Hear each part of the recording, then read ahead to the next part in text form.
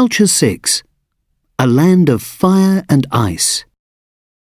In 1809, John Coulter, a hunter, travelled to a new part of the United States, the mountains and forests of Wyoming.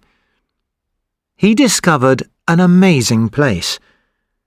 It was an extraordinary land of ice and fire. When he returned home, he talked about his adventures, but nobody believed him.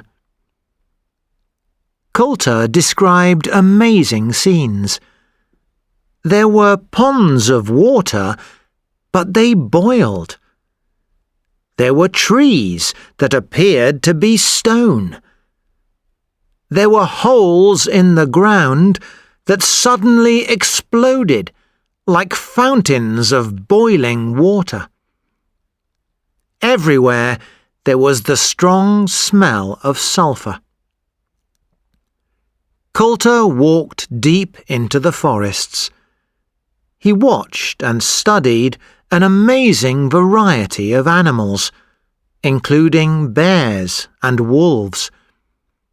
He climbed high mountains and explored beautiful lakes and rivers.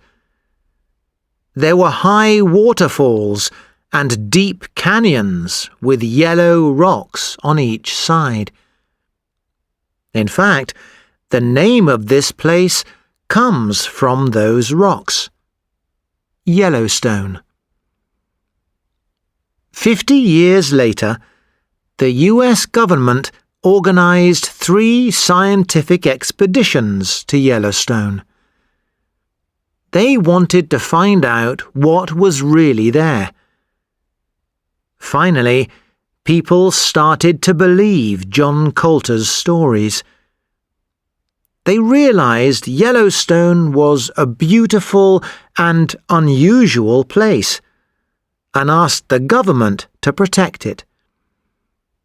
So, in 1872, President Ulysses S. Grant signed a new law.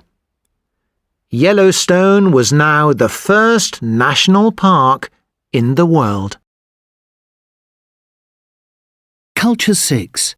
Exercises 6 and 7. Here in the studio with me is Jackie Whelan, a woman with an interesting story about her trip to Yellowstone National Park. Tell me, Jackie, what happened? Well, I was in Yellowstone, deep in the forest. I walked out of the trees and there was a bear right in front of me. It was quite close, only 20 or 30 metres away. Oh, no. Well, I'm a careful person. Everyone knows there are bears at Yellowstone. I hoped not to meet one, but I wanted to be prepared. So when I arrived there, I looked at all the information about what to do if you meet a bear. But of course, when it actually happened, I just wanted to turn and run. But you stopped yourself. Yes. I remembered one important thing. That it isn't a good idea to run away from a bear. Bears are so quick. So I stopped and I stayed very still. Then the bear looked up and looked straight at me. Uh-oh. Exactly. Then I realised how close I was to the bear. I also realised he wasn't a happy bear. So what next? Well, he started hitting the ground with his paw. I could see he was very nervous, angry, perhaps. So after a few minutes, I tried moving backwards very slowly. And? And suddenly, he started running straight towards me. Oh, no. How awful. Absolutely. Anyway, sometimes they stop running at you, and sometimes they turn and run off at the last moment. But not this bear. He moved faster and closer.